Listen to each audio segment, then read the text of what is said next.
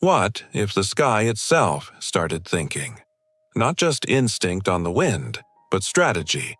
Not a predator on a cliff, but a mind that reads mountains like maps and storms like calendars. Eagles already see farther than we can, ride invisible elevators of warm air, and rule huge territories from nests that last for generations. But give them human-level intelligence, and the horizon stops being scenery. It becomes a border, a trade route, a promise. Let's start with sight. An eagle's eyes already turn distance into incredible detail. Tiny movements from impossible ranges, hints of ultraviolet light in feathers and trails on the ground. Now, add a human-caliber mind to that, and vision becomes analysis. A shadow on a far slope isn't just maybe prey anymore. It's a timeline. The wind, speed off the ridge, the perfect glide angle, the risk versus the payoff. The thermals they ride become schedules. The updrafts become escalators. The bird that once circled to wait for an opportunity now circles to plan, choosing a single, perfect pass that spends almost no energy and lands exactly where surprise turns into certainty. With this new intelligence, flight itself becomes policy. Wings aren't just for motion anymore, they are for management. An intelligent eagle maps its day into columns of rising air and lanes that avoid headwinds. It draws invisible corridors above rivers, migration paths, and cliff bands. And those corridors, they become air rights, owned, defended, and even negotiated. Imagine a young eagle trying to cut across a senior's corridor during the prime hunting hour. It gets escorted out by two elders who don't waste a single feather flex. There's no big fight, no drama. Just pressure and presence, the way the air itself persuades. And then language arrives, but not in a way we'd recognize. The calls were always there, slicing, whistling, chattering, but now they carry names, places, and times. Wing tilts become punctuation. A flare of the tail might mean lift here. A two-note call over a ridgeline could warn of a gust trap. At dusk, pairs wouldn't just coo. They'd trade compressed stories. What the valley did that day, where the thermals stood late, which ravens tried to steal their food, which fox crossed the shale field. Knowledge stops evaporating into the wind and starts living in roots, cadences, and shared patterns that a chick can learn before its second flight. Culture would take root right on the rock face. Eagles already repair and reuse their nests, these massive platforms that grow over years. Intelligence would turn those nests, those eyries, into architecture. Their positioning would no longer be just luck. It would be geodesy. Entrances would line up with the prevailing winds for an easy takeoff. The side rails would grow higher on the edges that face the storms. Fresh greenery isn't just decoration. It's insect control and moisture balance. Families would inherit not only a location but a meticulously crafted plan. Names for cliffs, gullies, and rain shadows would pass from beak to beak. A pair becomes a dynasty. A ridge becomes a district.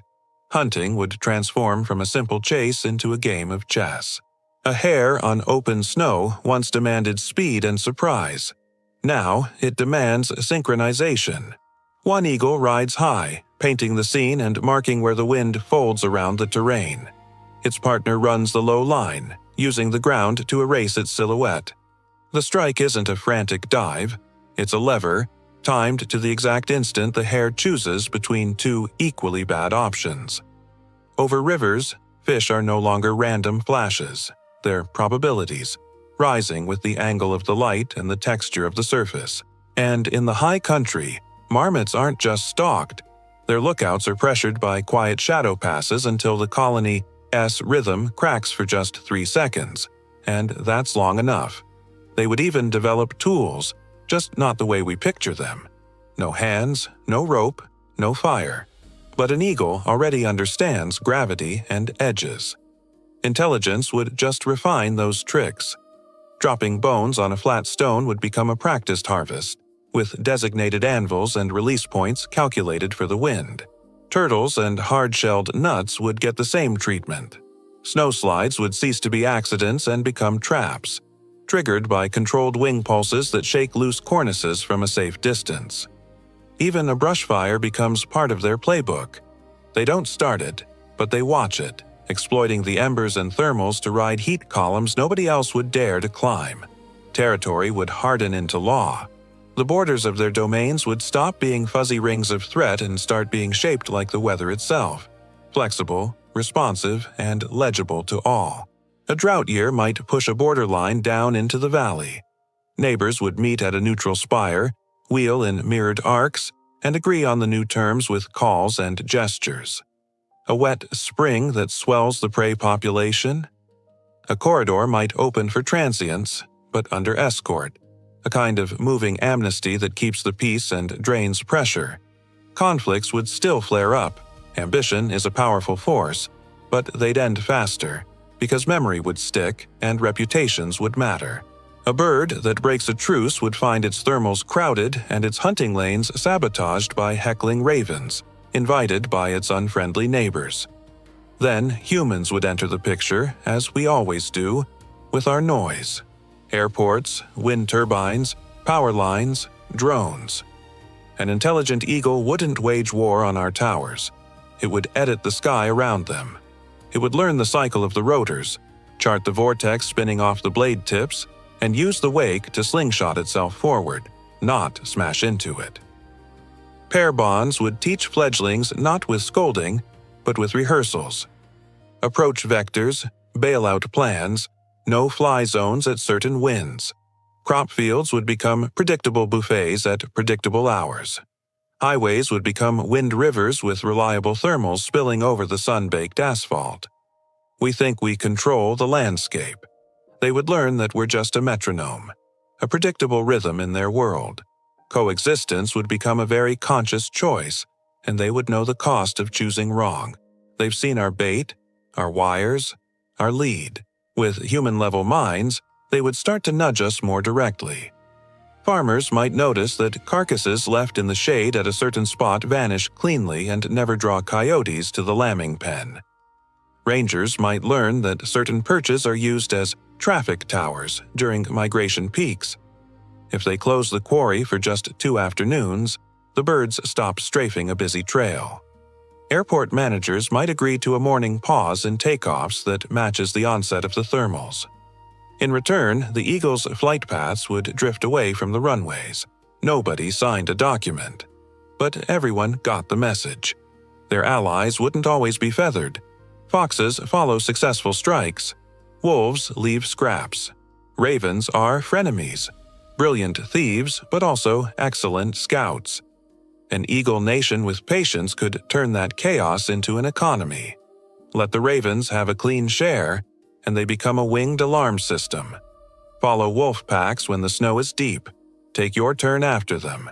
Shadow fishermen when the shad are running. Return the favor by hazing their rivals with shadow passes that make a heron miss its strike.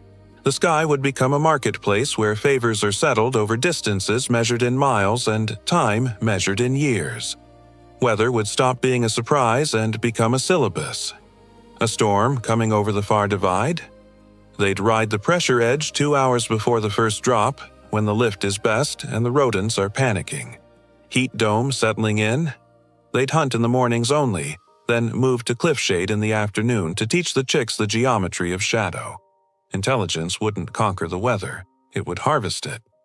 So, what really happens if eagles wake up with our kind of mind? The cliff becomes a library. The wind becomes a treaty. The hunt becomes a math problem that almost never ends in blood on the wrong ground.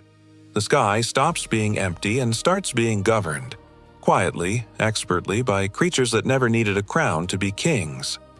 The unsettling part isn't their power, it's their patience. Up there, patience wins every time, and if we're lucky, they might just teach us how to practice it before we run out of horizon. Thanks for watching. What do you think would happen in a world like this? Let me know in the comments, and if you enjoyed this thought experiment, don't forget to like, subscribe, and hit that notification bell for more videos that explore the what-ifs of our world. See you next time.